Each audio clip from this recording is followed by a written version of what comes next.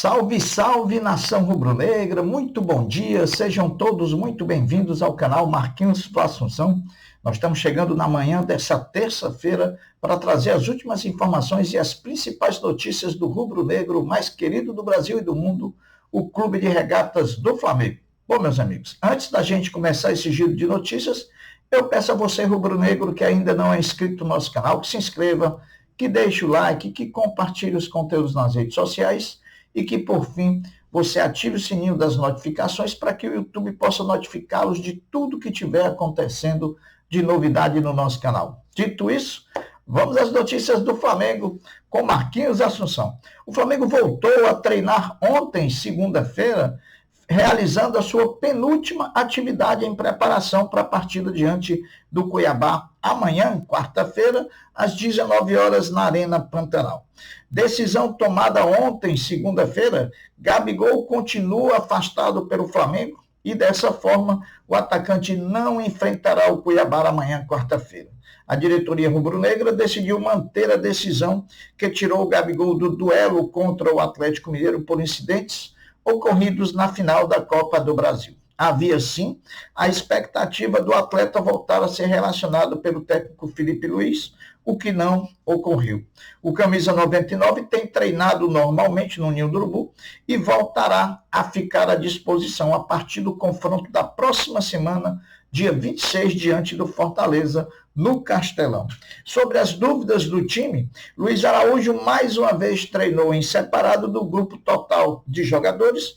O departamento médico do Flamengo decidiu que o atleta irá fazer um retorno gradual para voltar ao time com toda tranquilidade. Porém, Luiz Araújo está fora da partida contra o Cuiabá. Sobre De La Cruz, a decisão sobre a presença ou não do uruguaio na relação que viajará para Cuiabá para enfrentar o time local, a palavra final será após o treinamento de hoje, terça-feira, pela manhã, antes da viagem. Então, mas vamos e venhamos, é muito difícil também De La Cruz ir para o jogo de amanhã. Eu acho que todas essas soluções nós vamos ter contra o Fortaleza no dia 26. Uma coisa é certa, é pouco provável que o Flamengo faça qualquer esforço para colocar um dos seus 4 selecionáveis da data FIFA para a partida de amanhã contra o Cuiabá. O provável é que os 4 sejam opções apenas para o confronto diante do Fortaleza no Castelão, no dia 26. O Flamengo, Everton Araújo e o staff do jogador tem reunião marcada para hoje, onde pela segunda vez negociarão uma renovação contratual com valorização salarial para um período inicial até o final de 2028, podendo se estender até 2029, caso sejam cumpridas metas. Há uma possibilidade grande de um final feliz com renovação e valorização salarial nessa reunião da terça-feira. Até o fechamento desse vídeo, ainda não tinha sido concedido o efeito suspensivo do atleta Bruno Henrique, mas o Flamengo segue otimista para que, durante todo o dia de hoje, o presidente do Superior Tribunal de Justiça Desportiva faça a concessão do efeito suspensivo e deixe Bruno Henrique apto para jogar contra o Cuiabá. Caso não seja concedido o efeito suspensivo, a provável dupla de ataque diante do Cuiabá deverá ser Michael na esquerda e Lohan improvisado de falso 9. Até porque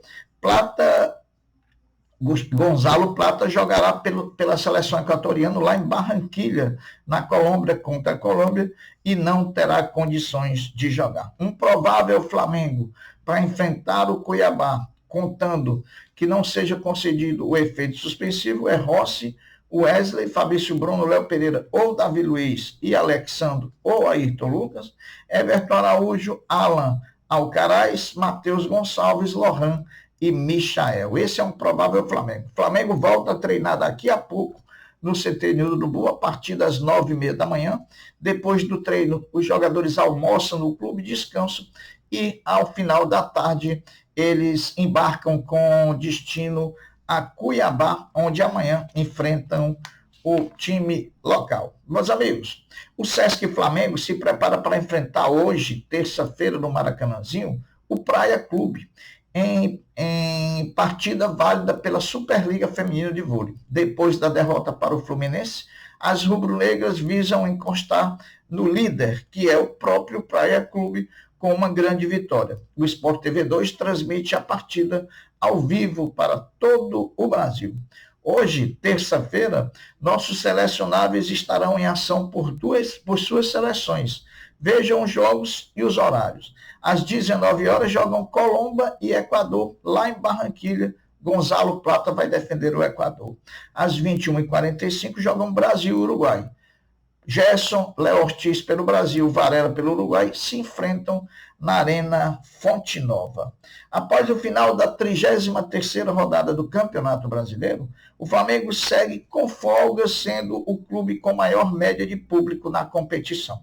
Vejam os 5 primeiros. Em primeiro lugar, em média de público, o Flamengo com 52.957 torcedores.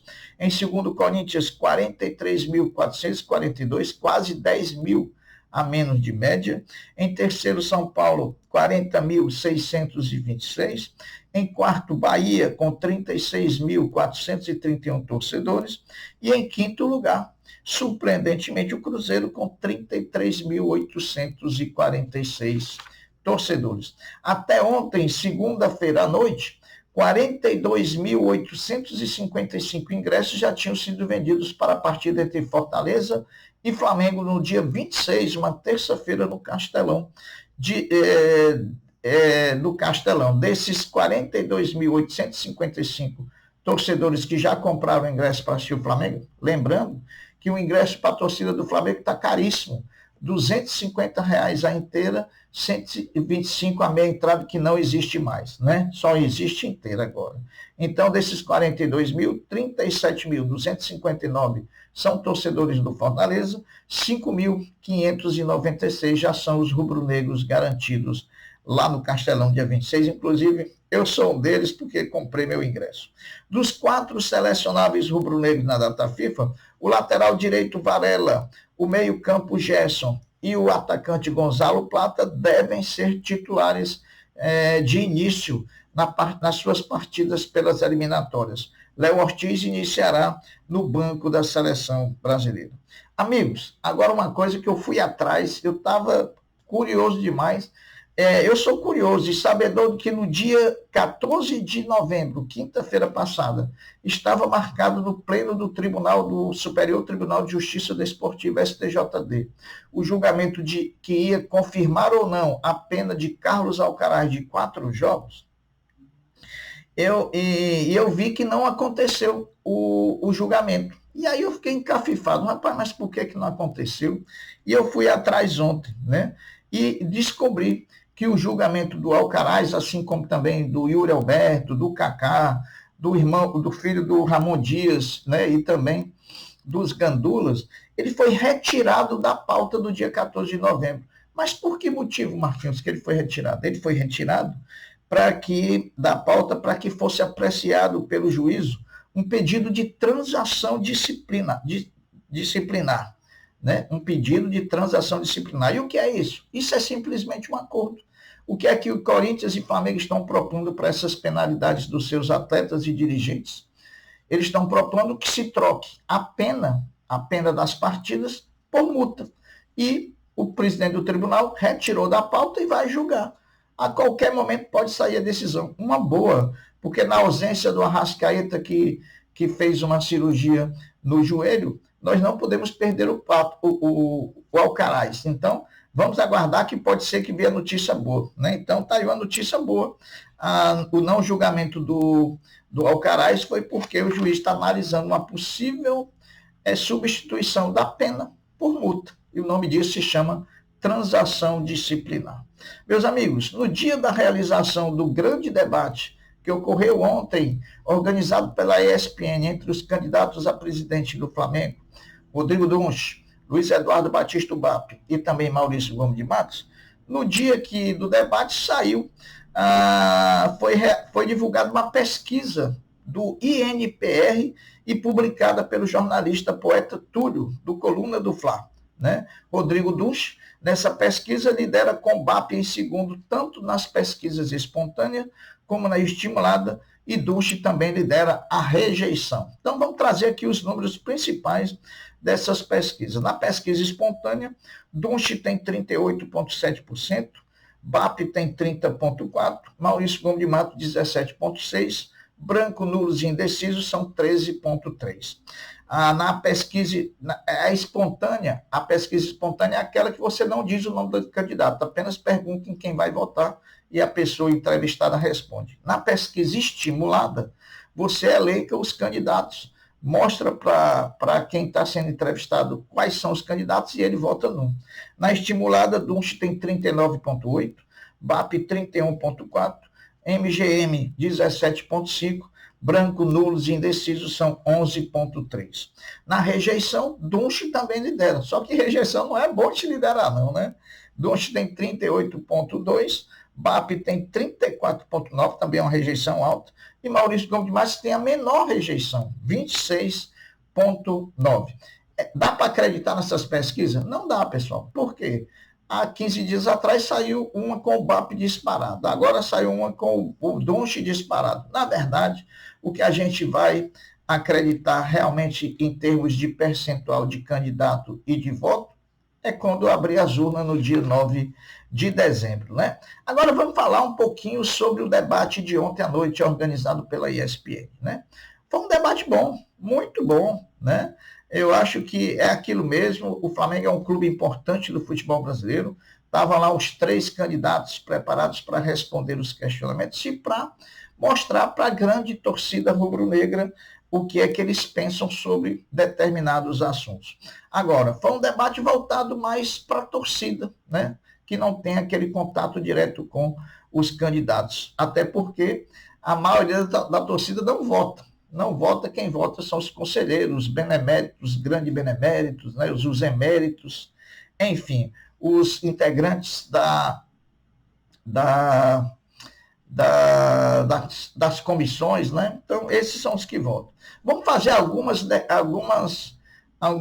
falas aqui e algumas situações sobre cada um dos candidatos, né? A meu ver, todos foram bem e todos foram mal. Todos falaram alguma coisa de bem, todos deram uma derrapada que chamaram a atenção. Ninguém houve perfeição no debate. Vamos falar primeiro do Rodrigo Dunch, né? Muito repetitivo, repetiu várias vezes que a conquista do título, eu entendo que ele, como candidato da situação, tem que mostrar o que aconteceu na gestão do Landim, né? E a gente não pode deixar de levar em consideração os 13 títulos que venceu, mas também tem que levar em consideração que perdeu 8, até porque ele sempre falava que foram 13 títulos com 21 finais. Então, perdemos 8 finais, que não é um número pequeno de se perder. Ele também tem um probleminha na dicção, né? O Rodrigo Dunch, ele fala um pouco para dentro. Isso, às vezes, dificulta as pessoas ouvirem, né? Vacilou também quando falou que o departamento de futebol do Flamengo estava similar aos dos maiores 30 clubes europeus. Não condiz com a verdade isso, né, pessoal? A gente sabe que o modelo do departamento de futebol do Flamengo nada tem a ver com os dos times europeus, né? E também não reconheceu os problemas do futebol. Vendeu um Flamengo perfeito, vendeu um Flamengo muito bom. Não está muito bom, apesar de ganhar 13 títulos. Há problemas sim que precisam ser resolvidos. Inclusive falou até que vai contratar um diretor técnico que já tem esse nome, mas que não poderia divulgar. Então, mais ou menos por aí. No mais, mostrou conteúdo, né? Tem conteúdo, sabe falar, tem um pouquinho de problema ali na dicção, fala para dentro em vez de falar para fora, isso dificulta um pouquinho. Maurício Gomes de Mato. Maurício Gomes de Matos começou muito nervoso, né? No início, não concatenava nenhuma ideia, não juntava duas coisas de tão nervoso que estava. Reservava-se a pedir que as pessoas fossem ler o plano de governo dele nas suas plataformas e nas suas redes sociais, né? Do meio para o fim do debate, ele se tranquilizou, melhorou muito e foi incisivo com os outros dois candidatos ao final do debate, sendo até muito bem colocativo naquelas coisas que estava tratando. Então, do meio para frente, se ouve muito bem, melhorando consideravelmente. Maurício Gomes de Matos, depois de Rodrigo Duns, foi o único candidato que confirmou a permanência de Felipe Luiz, né? Isso também era importante. A gente esperava que os candidatos pudessem ter essa pergunta e tivessem essa confirmação. Mesmo não sendo perguntado, ele colocou em uma das suas respostas essa decisão. BAP parecia ser o mais tranquilo. Parece até que ele logicamente que você ser oposição é muito melhor do que situação. Situação você tem o que bater, porque existia a coisa realizada, né? Bom, mas vamos lá. De longe, o BAP é o melhor orador, é o que tem a melhor dicção, fala para dentro, fala para fora, sabe se fazer entender, tem conteúdo, porém pecou em algumas situações que nós vamos elencar aqui, né? Fala bem, tem a dicção boa, né? Isso é importante. Não confirmou Felipe Luiz. Poderia ter aproveitado a deixa do Maurício Gomes de Matos e na hora que o outro candidato falou, ele poderia ter incisivo e disse, mas eu também apoio a permanência do Felipe. Não garantiu, portanto, deixou em dúvida aí a continuidade do Felipe Luiz, caso ele seja eleito presidente do Flamengo. Não negou também, depois de várias vezes acusado pelo Rodrigo Duns, de que seu grupo, no dia da votação do terreno, saiu sem votar. Em nenhum momento ele negou, dizendo que não era verdade. Se não era verdade, ou se não era mentira, era verdade, né? Então, também eu achei que foi uma falha. E, para mim, o pior foi menosprezar a Copa do Brasil. Dizer que era uma competição caça-níquel só porque a gestão atual foi que ganhou. E não é caça-níquel, pessoal. Foram 70 milhões que entrou no bolso do Flamengo, nos deu vaga na Libertadores e deu a possibilidade de ser campeão da Supercopa do Brasil, que pode ser ele o campeão, né? Como é que é uma competição que não tem o valor todo, se ele pode botar já no currículo dele, se ele for eleito presidente do Flamengo, com 2 meses de mandato, com 2 meses não, com 1 mês de mandato, ele já pode colocar no currículo dele o vencedor da Supercopa do Brasil, porque a decisão é dia 2 de fevereiro em Belém do Pará. Então, achei uma pisada de bola, mas passou muita tranquilidade, fala fácil, né? E com certeza, se não fosse esses deslizes aí, que é pertinente. Ninguém é perfeito, todos têm acerto, todos têm erro, e por isso são seres humanos. No debate foi isso aí. Agora nós vamos falar de outro tema. No domingo, lá no canal da CNN Esportes, houve uma entrevista do Gustavo Oliveira, vice-presidente de comunicação e marketing do Flamengo, juntamente com Marcos Bodan, vice-presidente de patrimônio do Flamengo, sobre a questão do estádio, né? E uma entrevista muito boa, aconselho a todo mundo procurar para poder assistir. E nós vamos trazer aqui algumas situações sobre o estádio do Flamengo, que muita gente está pensando que o assunto está parado. Não, pessoal, o assunto está caminhando e está caminhando muito bem, né? Bom, no estádio do Flamengo não terá shows e o gramado terá grama natural. Em hipótese alguma, vai se abrir a possibilidade do Flamengo realizar shows no gramado do Estádio Novo. Shows apenas na área externa, uma espécie de esplanada que será construída com capacidade de 10 a 15 mil pessoas com telões para que se possa fazer alguns shows de pequeno porte, de até 15 mil pessoas. Previsão no início das obras, maio de 2026. Por que ele deu essa previsão? Porque no contrato diz que vai ter pelo menos 3 anos de obra. 3 anos de obra, se estão pretendendo inaugurar dia 15 de novembro de 29, é só você puxar. Poderia ser novembro de 26. Mas como o próprio Marcos Bodan falou, eles têm que ter uma reserva de tempo para alguma eventualidade e atraso no cronograma. Então, puxado de novembro para maio de 2026. A estimativa para o valor do Naming Rights /ano é de mais ou menos 70 milhões de reais por ano, o que significaria dizer que o Naming Rights pode ser vendido por 20 anos pela quantia de 1 bilhão e 400 milhões de reais, que já era um avanço muito grande para o valor para ser gasto no estádio, até porque ainda teremos 500 milhões mais ou menos de potencial construtivo da Gávea que vão ser vendidos, e mais venda de cadeira cativa, camarote, setor whites também. O Flamengo venderá cadeiras cativas agora, depois da eleição, para repor o valor de 145 milhões investidos na compra do estádio, que saíram do caixa do Flamengo e são do Flamengo. O custo do estádio, o valor do terreno do estádio vai ter que entrar no custo do estádio. Quando o Flamengo começar a receber receitas, vai ter que diminuir esses 145 milhões e voltar os 145 milhões para o Flamengo, né? Isso é que é importante. Eu sempre falei isso nas nossas lives, que como o terreno é custo do estádio, o Flamengo teria que retornar esse dinheiro que saiu do caixa do clube para comprar o terreno inicialmente. A estimativa de ganho líquido de 65% a 70% do valor bruto da bilheteria do estádio. Se no Maracanã o Flamengo ganha aí de 35% a 40%, ou seja, de cada 10 milhões de renda no Maracanã, o Flamengo mete no bolso 3,5 milhões a 4 milhões, no estádio próprio do Flamengo, de uma renda de 10 milhões, o Flamengo quer botar no bolso entre 6,5 milhões e 7 milhões. Olha a diferença, é quase o dobro, né? Bom, meus amigos, e vai ter também a participação da torcida na contribuição da construção do estádio através de um programa que eles vão chamar de sócio estádio. Sócio estádio vai ser a colaboração da torcida para a construção do estádio do Mengão. Mas não deixem de ir lá, CNN Esportes é o canal, e vocês assistirem a entrevista, que é bacana, né? É 45 minutos de entrevista, mas eles falam muita coisa e tiram muita dúvida. Meus amigos, as notícias são essas, eu vou ficando por aqui, deixando uma até breve, uma até logo, dizendo fiquem todos com Deus, porque eu sempre estou com ele. Saudações rubro-negras. Fui!